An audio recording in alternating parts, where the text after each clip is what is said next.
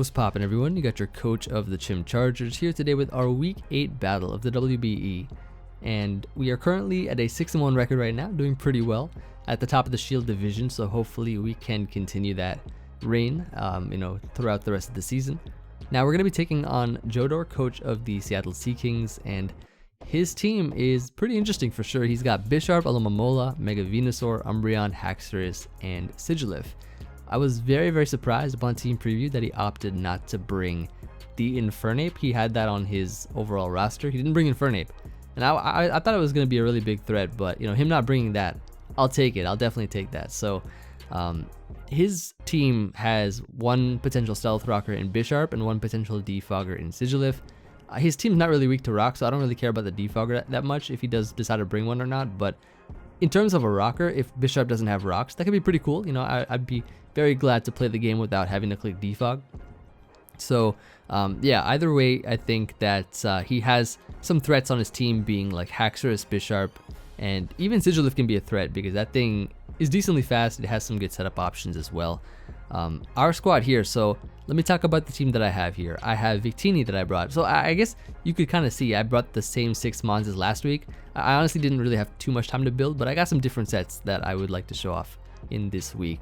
So Victini is actually going to be a sub 3 attack set. It's a way that it can sort of outplay Bisharp.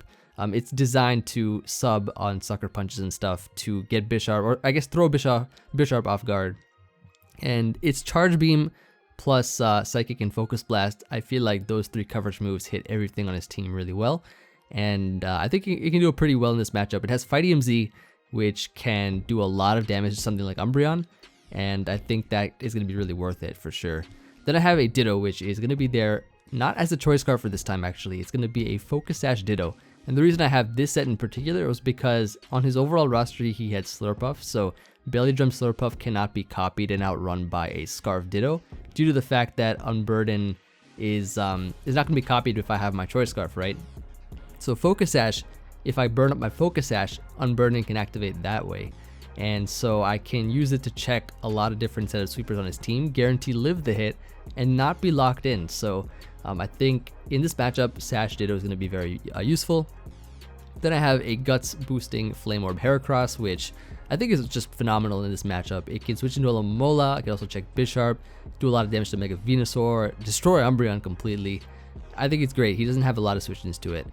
Azu I have here. It's just a more defensive Azu so that I can help myself switch into things like Alomomola, potentially Infernape if you brought it maybe. I have a heat item on it, which I'll not tell you right now. You'll see it in the game, but it's a pretty heat item. I won't spoil it just yet. So then I have a Togekiss, which I think is phenomenal versus his team. As a defogger, it's there to get rid of hazards if he did decide to bring any. And it has a metronome, so it can spam Air Slash and do consistently more and more damage the more I click the same move over and over again. One of my favorite items is metronome. Then I have a Dugtrio, so I had it to trap Infernape and I guess maybe Bisharp, but it's not really that useful in this matchup anymore, I feel, just because of the fact that he didn't bring Infernape. So I guess sort of my overall game plan going into this match was to try to get some early pressure off with Victini, and then late game maybe with Heracross or Togekiss to kind of clean up his team a bit. And yeah, I figured I'd just lead Victini for that reason, because I figured he'd just lead with something like either Bisharp or Haxorus, or maybe even like Mega Venusaur to try to get the early Mega off. So let's just get right into it and see how we do in this match for Week 8 of WBE. And let's get right into it. So he's going to be challenging me. He's going to be challenging me here. This may or may not be his first mistake. So he leads with the Bisharp. So that's pretty cool, because now we get to sort of try to play the mind games, play the outplay games here. So turn 1, he goes right for the Sucker Punch, as I go right for the Substitute. So already the Sub Victini is showing its worth. And predicting him to switch out here, I'm not going to just fire off the Z move mindlessly. I'm going to save that thing for probably Umbreon, and I get to go for the Focus Blast here. Doesn't do too much damage. However, I do get the Spidef drop, so that can be very, very crucial to the overall game of Victini. Now I'm going to go for the Charge Beam here, predicting his switch out, not wanting to stay in at a -1 Spidef, taking another Focus Blast. I don't get a boost here. Boost is like, what, 70% chance to get a boost, but the Spidef drop definitely makes up for it. Pretending that I have a boost, of course, it kind of works the same way. in terms of the calcs. So he's going to break my sub. I just decide, okay, he's probably just going to stay in here, not going to expect the Z move, and I'm just going to fire that off right now. And -1 Spit F Umbreon is, I think, basically the same as a +1 special attack Victini if I had gotten the Charge Beam boost. So this all-out pummeling is going to be all-out pummeling this Umbreon. So it's going to knock it out for sure. And that thing is gone. So I feel like Umbreon overall, though, wasn't really the best bring for this matchup because I have things like Victini's Z move, then I have Heracross, Togekiss. I feel like it was really dead weight for him. But no, that thing being gone is phenomenal either way. So he's going to bring in Haxorus here. I'm going to switch out into my Heracross, predicting maybe like an Earthquake or something. But he goes right for the sub, so I'm like, huh, interesting. He has a sub Haxorus set, maybe in particular for Ditto so that he can sub behind it because Ditto can't copy things from behind the sub. So he fires up the Poison Jab and I'm like, okay, Poison Jab, is that your best move versus Heracross? So you could either be like, what, sub Poison Jab and 2 other attacks, but it's looking kind of like sub DD, Poison Jab and something else because he didn't go for a Dragon move here.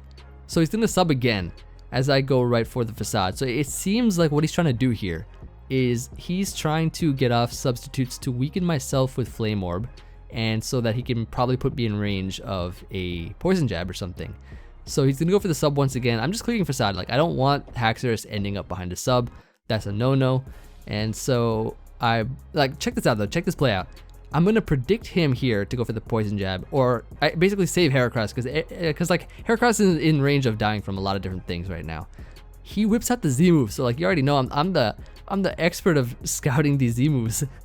He goes for the Tectonic Rage here. Like I said in the beginning, I didn't really need Dugtrio in this matchup because he didn't bring Infernape, so I don't mind losing Dugtrio at all. And saving Heracross from taking that Tectonic Rage, that was pretty good. I think that was pretty good. So I'm gonna go into my Victini here, as I can just pick this thing off with a Psychic. This thing is not faster than my Victini, and Haxorus goes down, so that is great. Now he's gonna bring in his Sigilyph, so I'm like, okay, I don't know what set this is. I'm going to generate some momentum here, generate some of my own momentum. So look, I go into Azu. Let me show you what kind of item I have here. Look, so he goes for the Air Slash. That does a good chunk of damage, but I get to I get sent flying out of there with my eject button into my into my Ditto. So I didn't want Ditto Sash to get broken. I have the eject button Azu to give me momentum, so that's nice. He's gonna go. So I'm gonna go for the Air Slash here. I win the speed tie, and I get a flinch here. So Ditto's been taking some lessons from Togekiss for sure. Ditto's definitely been taking some lessons from Togekiss. He's gonna go Bisharp here as I go for the Air Slash. He thinks I'm locked in, right? He thinks I'm Choice Scarf locked in. However, like I said, I got the Focus Sash Ditto, so I'm gonna live the Sucker Punch on 1 HP because of the Focus Sash. And he does pack Heat Wave on his Sigilyph, and I get to knock him out here. So I think he's a more offensive Sigilyph. The damage done to Azu shows me that he's probably like max special attack a Life Orb. So that, because I'm a Spit F Azu, so that definitely did a lot of damage. He will win the speed tie this time, of course, and of course crit me on my 1 HP. That definitely mattered. Nah, but yeah, I'm gonna go back into Victini here. So 2 Charge Beams will knock this thing out, and I can go right for one of them here. Get the special attack boost, so that's pretty cool. He's gonna go for the Air Slash. Like, you can see that damage. It's doing quite a hefty amount of damage for a Sigilyph, so that's definitely a Life Orb, offensive Sigilyph. So I'm gonna knock it out here, get another boost, but either way, like, even with 2 boosts, Alomomola is just gonna come in and click Scald and knock me out. So I figured my best play was probably preserving Victini, maybe because I want to try to keep, if possible, you know, I want to try to keep my Victini, my Heracross, and my Togekiss, because that Mega Venusaur in the back there, still definitely a threat, still definitely something we gotta worry about. So I'm gonna double out here, predicting Venusaur to come in on the Azu, but he tries to stay in Toxic. Like, I could have just stayed in and trapped this thing and knocked it out with Azu, but I don't know. He probably just stayed in. Like, I guess over predicted, but I figured going Mega Venusaur would be the right play there. But never mind. So I just go for the Facade to get off as much damage as I can on Alomomola. Then I switch out here into my my Azu, predicting him to just stay in because he lived the hit. From that, he could just wish up, but he switches out here into Mega Venusaur. So I'm like, okay, yeah, you know what? It's time we stop trying to play around here and before I make a mistake or something. So I just decided to sack Victini here. Either way, it would have ended up being the same if I just you know, if I just clicked Psychic there and then sack Victini, went into like something like Togekiss or something. But yeah, I'm just gonna sack the Victini either way and go right here into my Metronome Togekiss. So it's time to show you guys the power of Metronome as an item. And so he's gonna switch out here into Alomomola, but this was his last mistake because Air Slash is going to start racking up damage. Metronome, such a great item, will keep increasing damage the more you keep spamming an attack, which is perfect for something like Togekiss, who only wants to click one move. So I'm going to air slash here, get the flinch once again, and you can kind of see it's sort of doing more and more damage each time. So like this one knocks him out. So normally an air slash would do what, like something like maybe 50 something percent or so to Mega Venusaur, because I'm not really invested in special attack. But look how much it does now. It's like a clean like above 90. So he's gonna Sludge Bomb here. It's not gonna knock me out. He gets a poison though. He breaks through, but at this point it's too late because Metronome Togekiss comes through with the air slash, knocking out the Mega Venusaur, and that is gonna be GG. It is Emvee. So I think we played the game pretty well overall. I feel like towards the end I could have probably just saved some turns by clicking Psychic with Victini, letting that thing get knocked out, and then going into Togekiss after that. Probably could have saved some turns by doing that, but either way kind of ended up being the same results as it would have been. I thought like I could try to preserve some differential or something, but I don't even know what I was trying to do actually. Like I was trying to I guess like try to trap the Alomomola, trying to get everything to put in work, but either way, I think we got to see everything. We got to see sort of all of our mons, bar of course the Dugtrio that went down, and it was really cool to see sort of Metronome Togekiss towards the end. I feel like his team though, it definitely sort of struggles versus some tougher wall breakers like the Heracross. I think it would have put in a lot of work too. Victini definitely gave him a lot of trouble early on. I think our plan went well, you know, trying to pressure him early on with Victini, and then you know, doing some endgame stuff with Heracross plus Togekiss, so it definitely went well. GG to Jodor, of course. Be sure to check him out. His link will be down below in the description, and yeah, it's gonna be that. So thank you everybody for watching. Hope you all enjoyed this match. Let me know what you guys think, of course, and I'll see you guys on the next video, and peace.